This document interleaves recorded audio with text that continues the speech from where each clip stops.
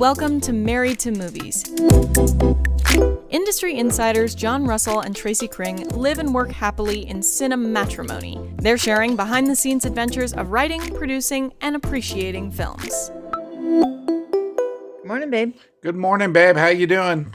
Good. This is so poor. What's so poor? That I'm shaking my salt from an actual salt can. I just feel like camping and I'm pouring salt straight from the can. So I have a theory what happened here. Usually the tomatoes would have been cut and then I would be getting my percentage of tomatoes.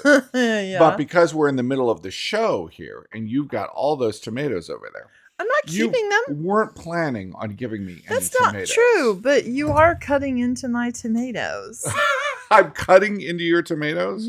You've started to like tomato. Yeah, that's true. Because I insist on having a tomato every morning. Yes. You're liking them, so you're taking half of my tomato where I used to get a whole tomato. Okay, folks, look at the camera. That was not half of the tomatoes. You were at a networking event and it cracked me up because you were talking to someone and they said that they quoted Tolstoy. Mm-hmm. They did. When you told me, I said, I don't understand that quote. Right. And also, did Tolstoy say that? He said that Tolstoy was talking to this other dude. I don't know if he meant the other dude or if he meant Tolstoy, but he brought up Tolstoy because we were referring to the fact of how much more difficult it is to write a short film than it is to write a feature film. I totally agree. Right. And he said, let's see if I can get my Ukrainian accent. I can get no limit. You can't. I quote Tolstoy. Please, this is really racist. It's not racist. Yeah, I feel like you're doing it in a racist way. Okay, if you're not talking about race, if you're talking about ethnicity, you said, is it the same thing? Yeah, I don't think it's racist if you're talking about ethnicity. Sure it is. A region of the world. I really don't care. He said that the quote was, I write because I don't want to think. That it was easier to just create something than to boil it down to its, most potent effort. I can't find any proof that Tolstoy said that. I don't think Tolstoy said it. Do you think people go around and they just say they're quoting someone when they're just making shit up? I think it's much more likely that I'm wrong. Oh. And that you got the quote wrong? No, I did not get the quote wrong. Do not accuse me of that. I did not get the quote wrong. I might have got the attribution wrong of the quote. We started 5 new series, and that's a lot. Yeah, that's a lot. We want to give you our rundown. I question being able to binge something. I don't know if that model is sustainable. They do it in several ways now. They do them episode by episode, okay, or they do they open with 2 or 3 episodes. If they give me 2 episodes and then I have to start watching it episode by episode, I may peace out. Let's start with the one that only had 1 episode. That was the Sympathizer. Mm-hmm. Was that only 1 episode? Yeah, that was only 1 episode. Yeah. Wow. I feel like I watched 5 of that. Well, that's good. One episode was really cram-packed. It really was. It really was. For those of you who don't know, it's should we say that each time? For those of you who don't know? Well, why don't you just not say for those of you who don't know, and just say what it is they don't know. Okay, sounds good. You could have said that in a little bit of a nicer way. Am I being mean? I'm in a bad mood today. You're in a bad mood today? Yeah, I'm then in why a bad are we doing mood. a podcast? I'm gonna die. It's important to admit that, right? I'm in a bad mood. It's like Jeffrey Dahmer saying, I'm hungry today. It doesn't help you. Well, but why am I in a bad mood is the question. What's causing this unsettled feeling? What's causing this unease in my being? Is that what a bad mood is? Do you not know what a bad mood is? I think, you have bad moods. Yeah. I mean, my bad moods are usually based on personal frustration, with myself or with my life. I don't get up in a bad mood unless it's having a headache or, or a tummy ache or something. I was on a call yesterday and Oh, is that what put you in the bad mood? well, I felt like, when people kind of like ask you questions, but it's more like they're aggressively asking you questions to trap you in their point of view. Okay, so there's an agenda behind the question is what you're saying. Yeah, it's like they're trying to, and like the situation, the question I was asked, I really didn't know what else I could have done. Right. And so I was like, I really don't know what else I could have done. So you felt like you were being manipulated and that put you in a bad mood? It's that someone's forcing me into something. And I'm like, well, was I resisting that because I'm covering up something? Like, am I covering up I was wrong, or I feel like I was wrong? What am I covering up? And like, I don't know. I haven't quite worked it out yet, but I feel like that is a totally slippery slope. This idea that I feel something negative about what someone else has done, and my immediate answer to that is, what have I done wrong to create my own negativity? No, I mean, that's I don't definitely you feel that way. You tell me that often, and maybe that's the problem. Maybe the problem is, instead of saying, they were very aggressive and they really wanted to trap me in what they wanted me to be. Right. And I'm not that. Right. And that person is an asshole and Right. they can suck my wiener. Thank you. Exactly. More of that. I want to hear you say, I have no wieners. Suck my wiener more. Well, I have a package of Aldi weenies in the fridge. that's so true. that's what I'm talking about. Pretty good for 99 cents, folks. I'm not masculine. I'm not trying to make masculine my situation. I understand. As a feminist, I have a package of hot dogs. And thank you for walking me through that, because I feel better. Oh, holy shit. That is amazing. What? You feel better? I wasn't even trying to make you feel better. I was just asking questions. Oh my God. This is great. All right. Anyway. Wait, what are you doing? Don't go off on the sillies. We've got a show to do. Are you going to hang a shingle now? Yes, that's right. I'm like Lucy with her psychiatry advice for a nickel or whatever. Right. I think my favorite part of that is that whenever somebody drops the nickel in for Lucy, all she does is just like shake it and talk about how awesome the sound of the nickel is. It doesn't actually give any advice. She's just really happy to make the money. The Sympathizer. Right. It stars... Super interesting period of time, because I don't think we know anything about... Right after, as the Vietnam War is ending in 1975, which is something that not everybody... I mean, it's crazy when you think of the fact that the Vietnam War ended in 1975. That's the year I was born. I mean, it's crazy when you think about that. And from the perspective feel like it of... should be longer ago? Well, no. To me, Vietnam is all, it's like, 1969, 1970, 1971. Oh, that it lasted that long. That it lasted another 4 years. Yeah.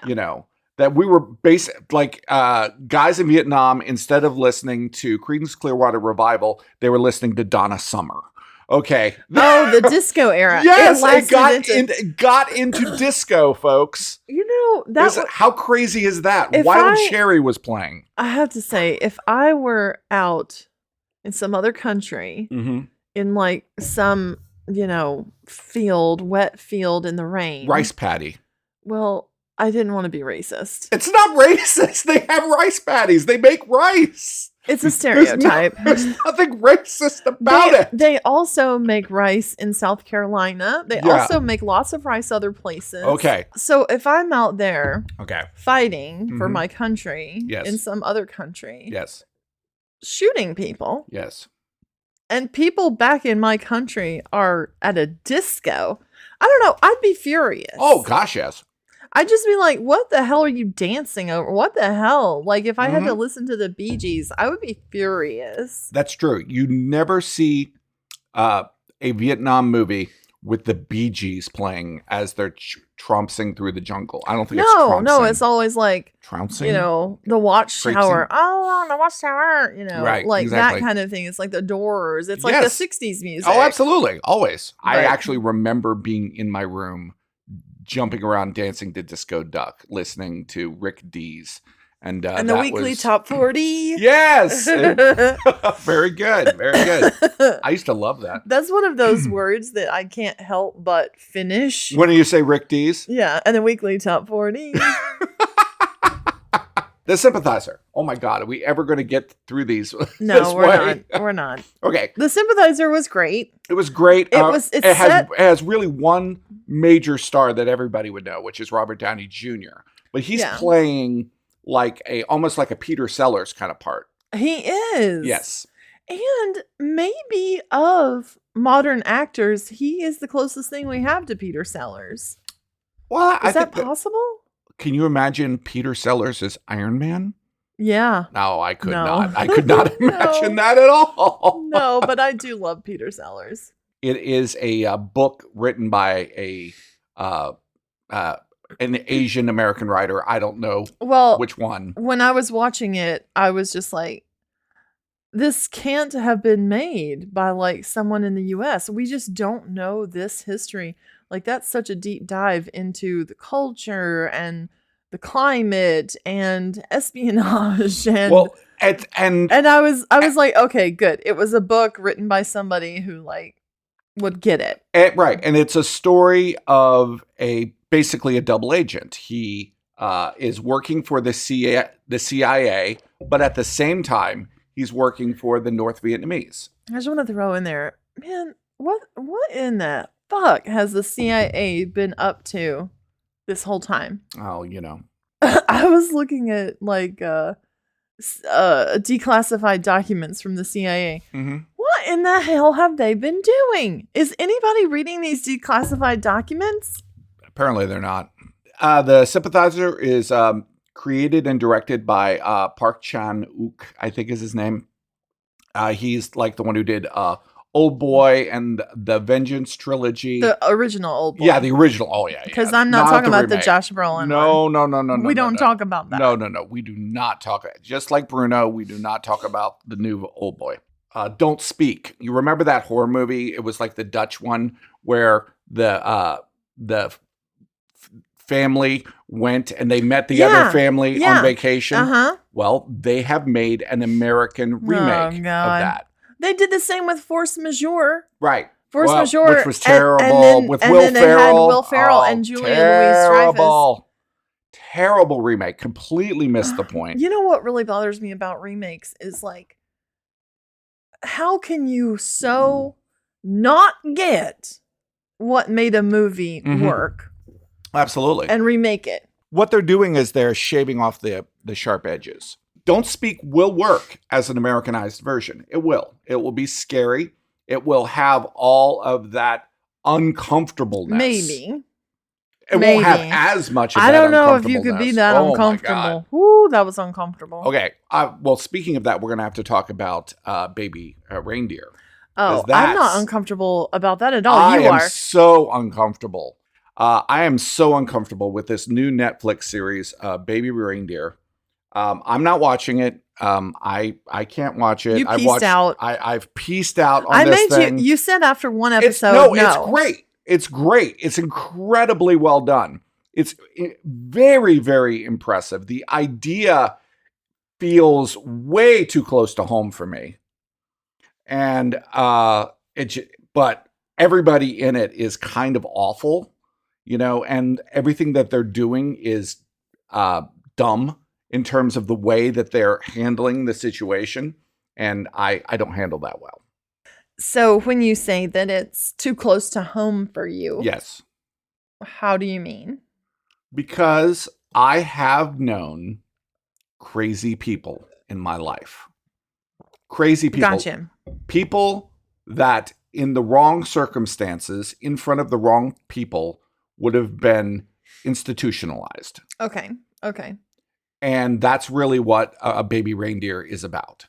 is an absolutely insane stalker woman who fixates on this one very interesting, strange, very complex bartender. Someone's humor is really telling them what they really feel, whether it be sexual or whether it be through jokes. Yeah. Yes. That, folks, if you are ever made uncomfortable by a joke, that's because there was truth in it. Well, they meant to say it to your face and they made it a joke. Exactly. So it feels so sometimes people are very mean in their jokes. Yeah. Or very sexual or very, and because they can't actually be truthful with you, they're going to couch it. And I was just kidding. That was a joke. What? You can't take a joke? Incredibly impressive. Just not my bag. Not my thing. Well, I'm loving it. I get made uncomfortable by things, certainly. Right. But the directions that this show has gone, I thought I was getting one kind of thing, and every single episode, I'm getting a different kind of thing about that. Well, what I appreciate about the show is that it is not just villainizing her. Yes, she is crazy, and yes, she is dangerous. He's participating. He is engaging this. Yeah, I mean, what she's doing is like way over the top and not deserved. But he is engaging, and his new girlfriend says, like, I think you love the drama of it. Right. You love the idea of being loved so that you don't have to love. The crap that has happened to him when you get into his backstory is crazy and awful. Right. And that it's like the first episode's kind of like it's going to be a comedy almost. Well, I think it is. I mean, not one episode. It is not a comedy. Well, but mixing comedy with. Well, the fact that he's trying to be a comedian, that's his dream.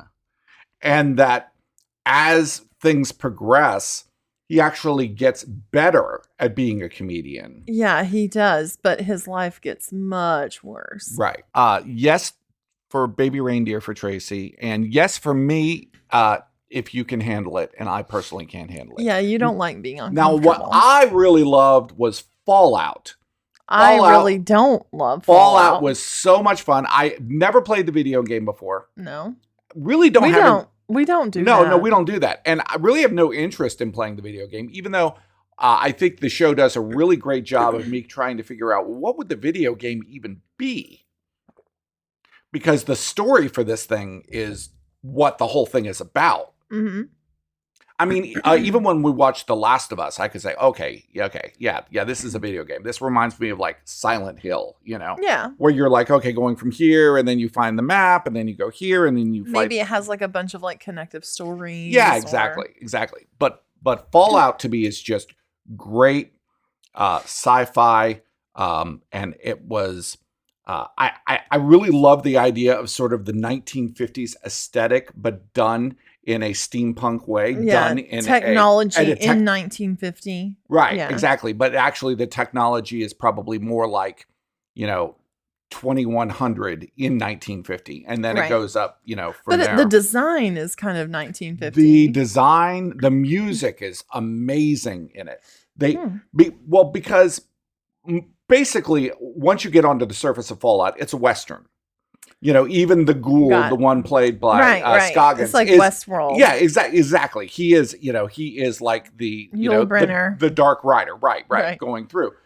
And the music they found was not only 1950s, but it all has a sort of a Western vibe. Yes, it does. Like the ink spots and things like that. Interesting. And probably lesser known. Oh, very much lesser known. Are we sure it's period music? Oh yeah. It's all period music, and it's like a song like "Don't Fence Me In" or things like that. Yeah, it was just that aesthetic when sort of the music was sort of meeting what everybody was watching in the 50s, which was westerns, and. It's really, really amazing. I really enjoyed the show. I've binged the whole thing.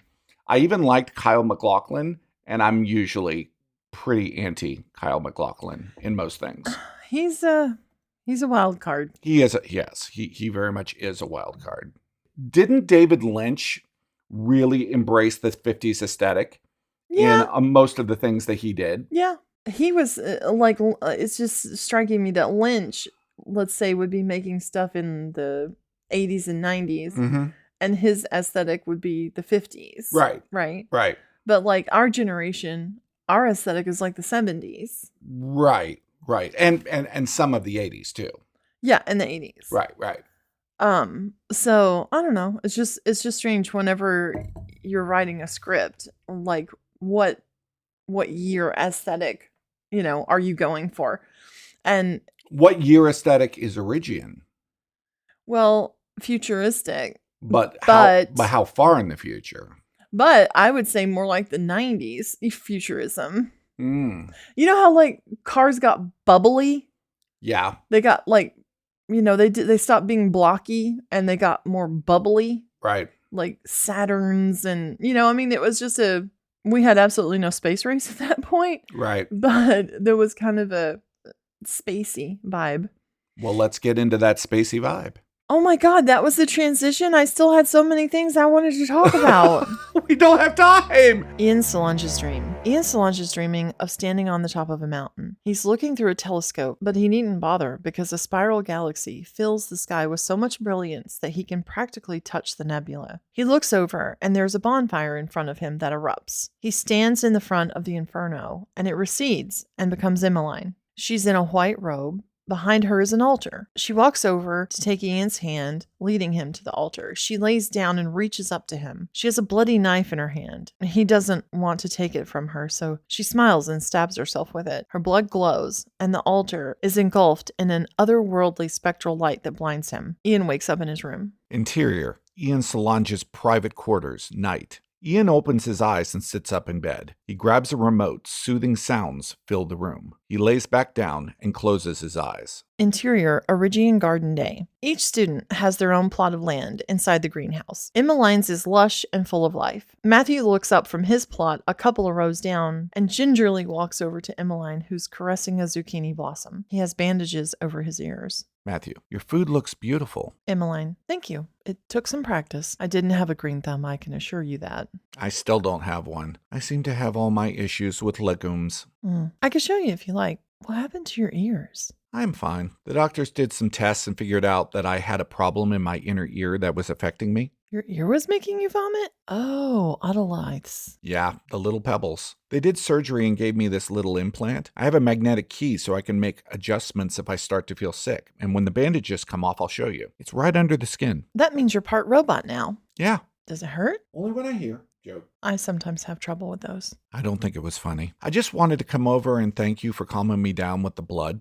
Oh, you're welcome. See you later. Me too. I mean, sure. Matthew goes back over to his less lush plot of greenery. Interior, white car day. The Ride family are being driven to see Emmeline for the last time before she leaves Earth for good. They are sullen, except for Bettina, who is annoying her mother, showing pictures on her device. Grace, read the room, Bettina. I'm not in the mood right now. Bettina, I can't help it. Jeff, get it out of your system. We're not bringing it up there. Bettina, which is bullshit. Grace, can't we just focus on your sister for the next couple of hours and then you can post? We all know that's what's killing you. Bettina, that's uncalled for. I happen to believe in honesty, and I think she would be happy to know we were going to be successful and safe. It's all thanks to Emmy we have this opportunity anyway. Jeff, we don't need to replay the entire courtroom drama. Agree to disagree and keep it to yourself. The car is nearing Origian headquarters. There are protesters outside the security gates. They are protesting Origian's oligarchy and Project Ascension. Grace, these people don't understand the sacrifices being made to help them. Our kids are heroes. We should be considered gold star families. The protesters are moved back by security guards, and the car goes through the gates into the picturesque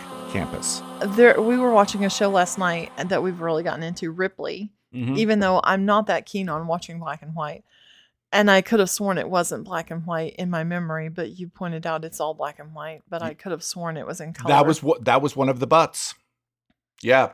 No, they had butts. But That is a show that has barely any dialogue for a whole episode at a time. Yeah. And like I'm squeamed out. Like I'm just like, I my just God, wanna I'm say, so tense. That show has some of the most beautiful cinematography I've seen in so long. It's like And sound design. oh, and there was a because there's no talking. Look, I follow Paul Schrader on Facebook, and he talked about the fact that so much of the show is set up as static shots with no dolly movement, with no handheld. Yeah. They're like paintings. Very little handheld. And they are, and to me, it's one of the first, I think, something that emulates Citizen Kane. Yeah. You know, just the way that the shots are set up to be gorgeous. And that's the whole point, is that whatever we're going to do, it's going to be about how beautiful the shot is. Well, I mean, you have opportunities, like, you know, you have to shoot a close up. It's not going to look like a painting, you know, it's going to look like a zoom in on a painting, maybe if you're lucky. Right. But like, yeah, those wide shots, you know, that's your and opportunity. he's a huge Caravaggio fan.